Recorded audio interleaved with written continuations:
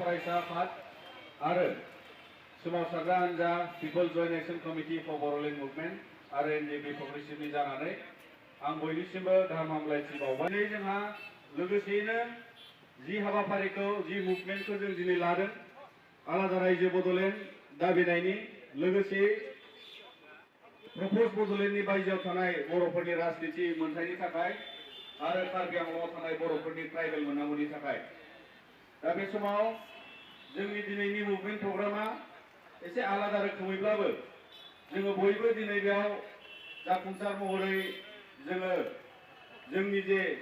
E movement एबा electronic movement बेखौ जोङो मावफुंनो हादों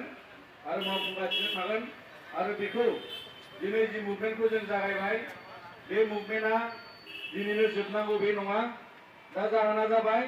जों बयबो बेयाव जाय नोंथांमोना लेपटप लानानै फैबाय जाय नोंथांमोना आखायाव स्मार्टफन दङ जोङो लासै लासैब्लाबो जों उनावब्लाबो दिनै जोङो भारत सरकारनो बे मेसेजखौनो होनो नाजादों जे बिथांमोननो जोङो गोबां खेब मेम'रेन्डाम हरबाय पेपारजों प्रिन्ट खालामनानै गोबां खेब जोङो रिमाइन्डार होबाय गोबां खेब जोङो बिथांमोननिसिम थांनानैबो अफिसावबो दिल्लीयाव जोङो माने मिनिस्ट्रिफ्राव जों होबाय नाथाय दिनैसिमबो जोंनि बे दाबिखौ लानानै जि राजनिति सोमावसारनायनि बाहागोआव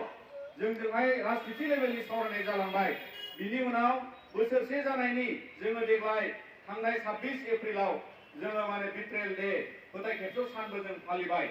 बिनि उनाव जोङो नेशनेल हाइवे ब्लकेट खालामबाय नाथाय दिनैसिम जोङो पजिटिभ जेबो मेसेज भारत सरकारा जोंनि दाबिखौ लानानै सावरायगोननि जि बिदिन्थि बेखौ जोङो मोनैखाय दिनै जोङो भारत सरकारनि खाथियाव जोङो दिनै पेपारजों नङा दिनै जों मिथिगौ दिनै वर्ल्ड एनभायरनमेन्ट डेबो दिनै जोङो पेपारबो सेभिं खालामदों दिनै जोङो इन्टारनेट इन्डियाया जुदि डिजिटेल इन्डियाया जुदि डिजिटाइजेसन खालामनायनि मुगायाव हाबबायबा जोंबो दिनै बेखौनो सानना लानांगोन जे जोंनि मुभमेन्टआ जोङो डिजिटेलि जों बेसेबां भारत सरकारनिसिम जों मेसेज दैथायनो हागोन अमित शाहनो जा प्राइम मिनिस्टारनो जा होम मिनिस्टारनो जा अपोजिशन लिडारफोरनो जा राहुल गान्धीनो जा जों जेसेबां भारत सरकाराव दिनै माने नामि गुनि दैदेनगिरिफोर दङ लोगोसे जाय गभर्नमेन्टखौ सालायगासिनो दङ बिथांमोननो जोङो डिजिटेलि इमेलजों जा बिथांमोननि वेबसाइटनि मेसेन्जारजों जा दिनै जोङो टुइटारजों जा फेसबुकआव जा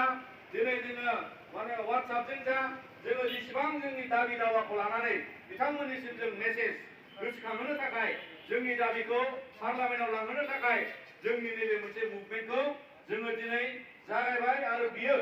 दिनै जोंनि मुभमेन्टआ दिनैनो जोबनाय होननाय मुभमेन्ट नङा बियो जालांबाय थागोन जों जेसेबां हागौ इसेबां जों इसेबां रोंगौ इसेबां माने जोङो बे डिजिटेलनि मिडियामखौ जोङो बाहायनानै दिनै जोङो जेरावबो एन्टायर वर्ल्डआव भारतआव आरो गासैबो दैदेनगिरिफोरनिसिम जों बे मेसेजखौ दैथायहरजोबनांगोन जे जोङो प्रप'ज बड'लेण्ड आरो बायजोआव थानाय बर'फोरनि जि राजनिति अधिकार बेखौ मोनफुङागौमानि जोंनि आन्दोलना सोलिलांबाय थागोन आरो जोंनि बे मुभमेन्टआ दिनै रेलावल' नंला दिनै र'डआवल' नंला जोङो अनलाइन जेरावखि जाया थाया मानो जोङो इन्टारनेटनि थ्रुयैहाय जोङो जोंनि जे मुभमेन्टखौ जों लांबाय थागोन आरो जोङो